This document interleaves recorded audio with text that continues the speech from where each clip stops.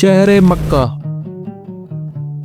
جب لوگ نئے نئے مسلمان ہوئے تھے، مکہ کی گلیوں میں گزرتے تھے تو ان پر ظلم ہوا کرتا تھا۔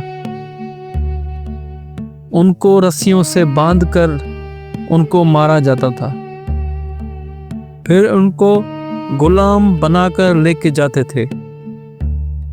جو بھی نیا مسلمان بنتا تھا، قریش کے سردار اس کو غور غور سے دیکھتے تھے۔ ان کو اتنا غصہ آتا تھا کہ ان کو مارتے تھے۔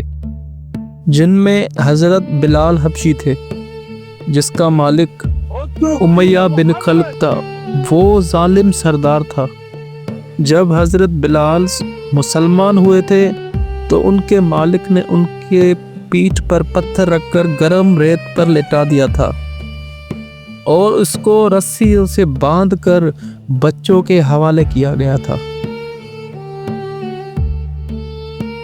وہی بچے حضرت بلال رضی اللہ تعالیٰ عنہ کو گلیوں گلیوں سے گھما رہے تھے اور لوگ ان کو پتھر مار رہے تھے۔ یہ سب کچھ حضرت ابو بکر دیکھ رہا تھا۔ اس کے بعد حضرت ابو بکر نے پیسے دیکھ کر حضرت بلال کو آزاد کرائے۔ اس کے بعد حضرت بلال نے جب نبی کریم صلی اللہ علیہ وآلہ وسلم کو دیکھا تو ان کے پیروں میں آ کر گر گئے۔ پھر نبی کریم نے فرمایا کہ بلال تم جنت البشارت ہو، جاؤ اور تم اذان جا کے دو۔ جب حضرت بلال نے اذان دی تو نبی اذان سب کو یاد آ گئی اور سب کے سب خاموش ہو گئے اور رو پڑے۔